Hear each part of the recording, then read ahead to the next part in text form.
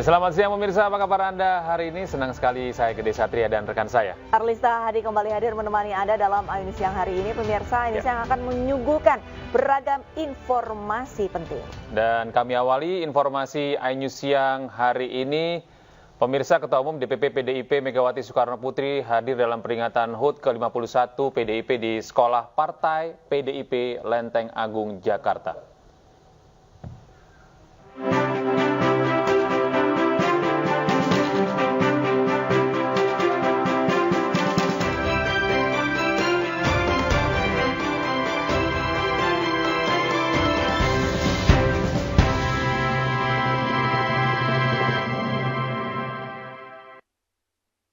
Acara ini dipersembahkan oleh ada musik, kemudian juga tarian. Saat tiba di Sekolah Partai PDIP, Ketua Umum DPP PDIP Megawati Soekarno Putri menyambut kehadiran Wakil Presiden Ma'ruf Amin. Hadir pula Ketua Umum Partai Perindo Haritanu Sudibyo.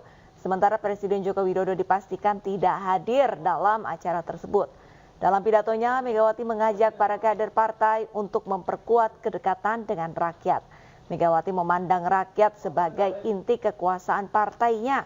Dan pada HUT ke-51 PDIP bertema kebenaran pasti menang. Megawati juga mengingatkan TNI, Polri, dan ASN untuk netral pada pemilu 14 Februari mendatang.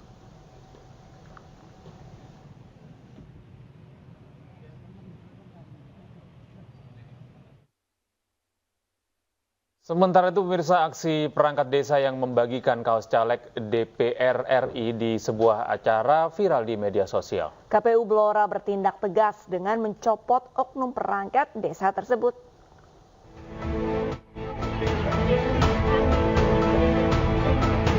Video seorang perangkat desa yang membagikan kaos caleg di sebuah acara viral di media sosial. KPU Kabupaten Blora mengaku telah menerima rekomendasi dari Badan Pengawas Pemilu Kabupaten Blora atas dugaan pelanggaran kode etik yang dilakukan oleh oknum perangkat desa tersebut. Perangkat desa bernama Susilo ini diduga dengan sengaja terlibat membagikan kaos salah satu caleg DPR RI di suatu acara.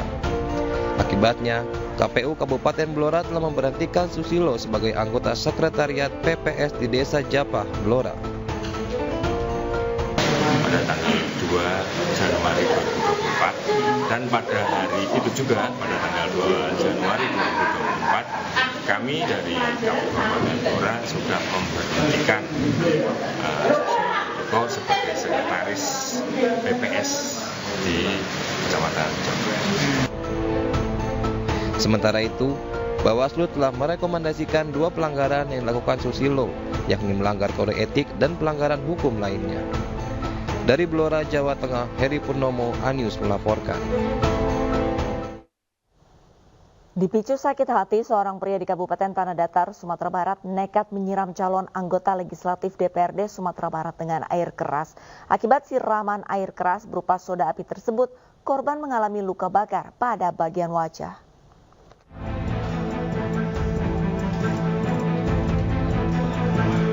FH, pelaku penyiraman air keras terhadap calon anggota legislatif DPRD Sumatera Barat dari Partai Persatuan Pembangunan mengaku nekat menyiramkan air keras berupa soda api kepada korban yang merupakan mantan istri sirinya karena latar belakang cemburu. Aksi ini dilakukan pelaku di kediaman korban ketika korban berada dalam kamar mandi. Akibat siraman air keras berupa soda api tersebut, korban mengalami luka bakar pada bagian kiri wajahnya. Penyiraman air keras tergolong salah satu tindak pidana penganiayaan berat.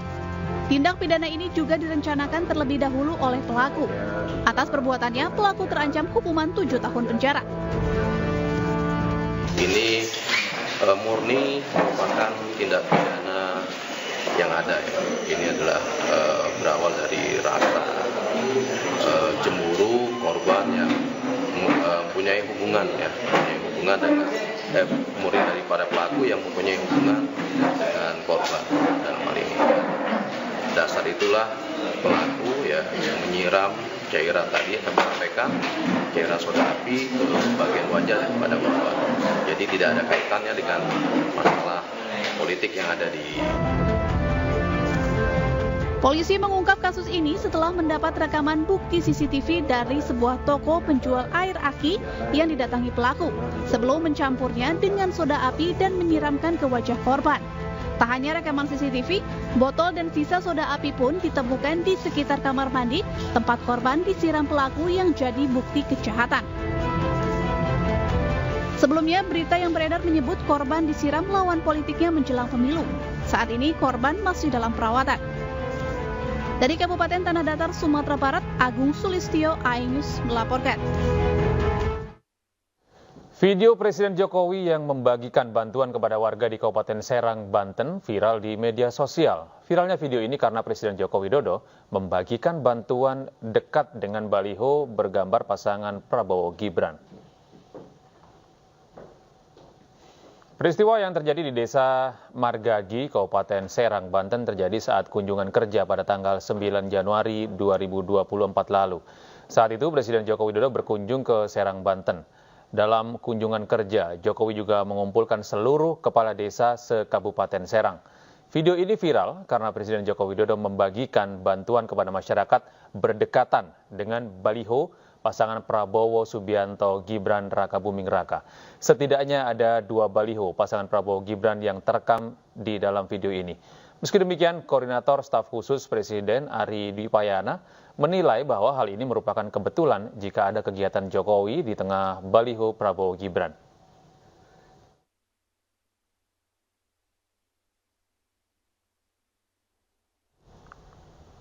Sejumlah baliho bertuliskan sindiran menyambut kedatangan calon wakil Presiden Gibran Raka Buming Raka di Bali. Namun demikian, Gibran hanya fokus untuk memenangkan Prabowo Gibran.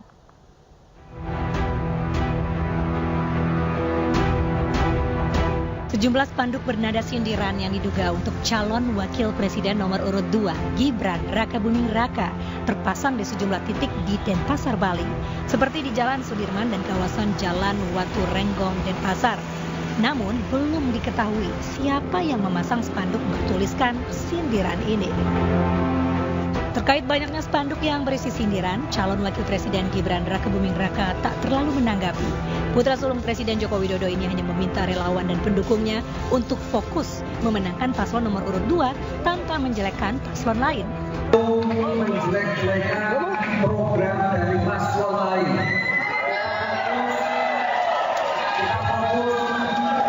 Fokus pemenangan untuk pasangan Prabowo Gibran.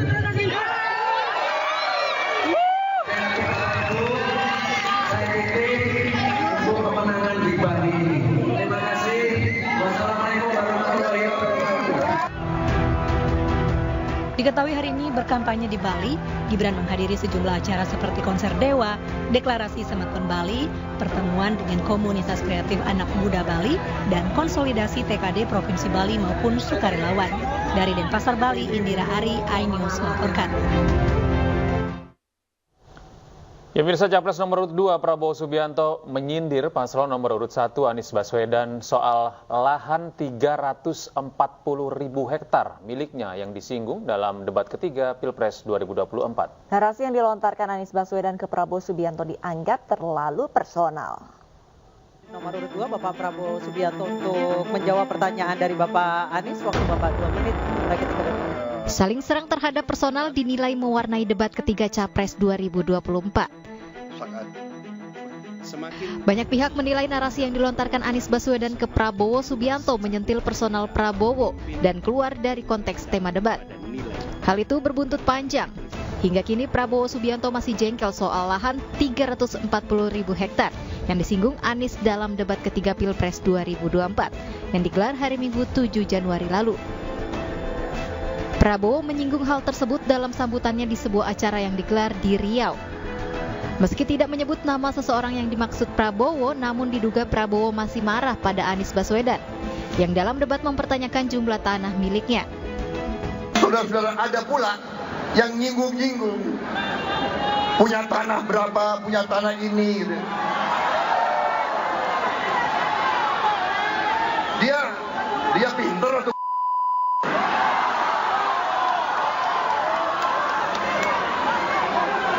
dia ngerti nggak ada HGU, hak guna usaha. hak guna bangunan, hak pakai, ya kan? Itu tanah negara, saudara. Tanah rakyat, tanah bangsa. Daripada dikuasai orang asing, lebih baik Prabowo yang mengelola. Tapi manakala pemerintah memerlukan saya, segera menyerahkan. Sebelumnya, Anies Baswedan menyinggung kepemilikan lahan milik Prabowo saat debat ketiga Capres hari Minggu lalu. Anies membandingkan jumlah lahan yang dimiliki Prabowo dengan rumah dinas milik prajurit TNI dan Polri. Sebelum saya menjawab pertanyaan itu, saya mengklarifikasi tadi data yang meleset. Maaf Pak Prabowo, angkanya terlalu kecil.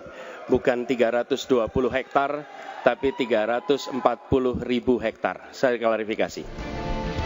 Anies menilai kepemilikan lahan Prabowo adalah sebuah ironi di saat masih banyak prajurit TNI tidak memiliki tempat tinggal dan upah rendah.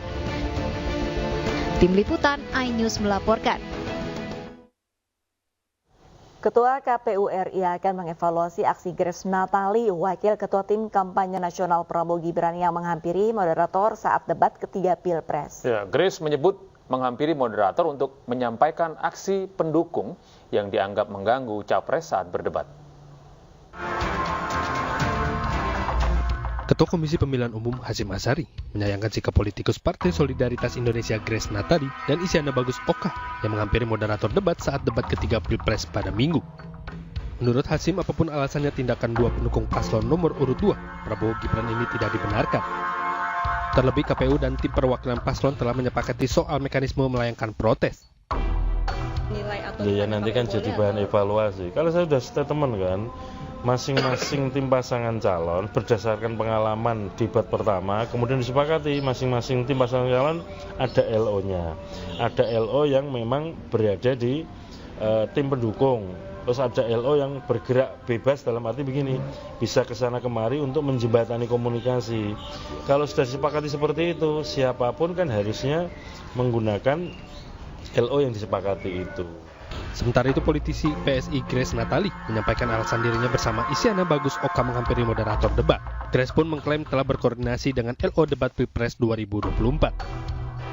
Maka pastilah semua capres butuh konsentrasi dan fokus yang tinggi.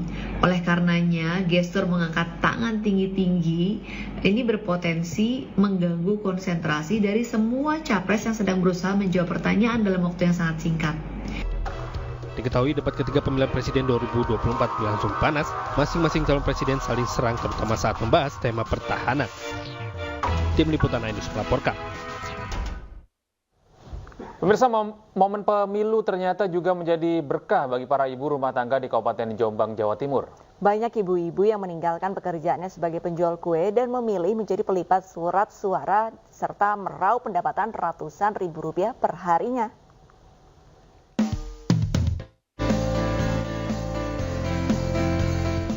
Jelang pemilu, sejumlah ibu rumah tangga di Jombang, Jawa Timur meninggalkan aktivitas rutinnya dan memilih membantu pelipatan surat suara di KPU.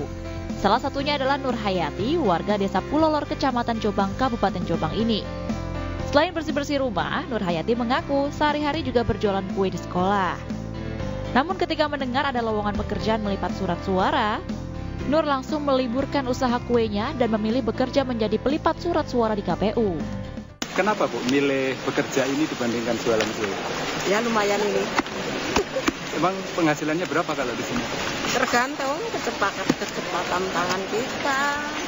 Kalau dapat satu dos ya sekitar 100. Kalau satu lembar 210. Menurutnya, hasil yang diperoleh dari melipat surat suara ini lebih besar dibandingkan dengan hasil usahanya berjualan kue. Dengan melipat surat suara, Nur Hayati mendapat upah Rp100.000 per box, yang setiap boxnya berisi 500 lembar surat suara. Dalam sehari, Nur bisa menyelesaikan 1 hingga 3 box. Dari Jombang, Jawa Timur, Mukhtar Bagus, iNews melaporkan.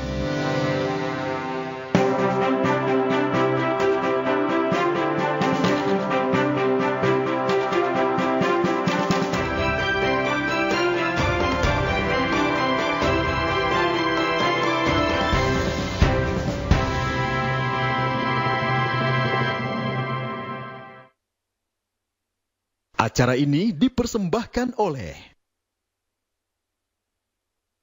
Dan pemirsa, usai sudah iNews siang hari ini, saksikan terus video-video eksklusif dari iNews di kanal YouTube @official iNews. Tapi jangan kemana pemirsa, karena saat lagi rekan saya Bibi Kristami akan menghadirkan informasi di program Indonesia Memilih.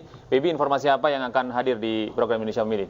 Selamat siang, Gede Arlista dan juga pemirsa. Ini habis debat terbitlah laporan. Waduh. Usai debat ketiga Capres kemarin, ternyata Capres nomor urut 1 Anies Baswedan dilaporkan ke Bawaslu dan polisi dikarenakan pernyataannya yang dianggap menyesatkan publik. Nanti kita akan membahas lengkapnya di Indonesia Memilih selama 30 menit ke depan bersama saya, Bibi Kristami. Baik, terima kasih banyak, Bibi. Pemirsa, usai sudah ini siang hari ini, tetap di iNews untuk menyaksikan program Indonesia Memilih. Saya Arlista Hari. Ya, dan saya Gede Satria pamit undur diri pemirsa. Terima kasih atas kebersamaan Anda. Tetap sehat, tetap semangat, dan sampai jumpa.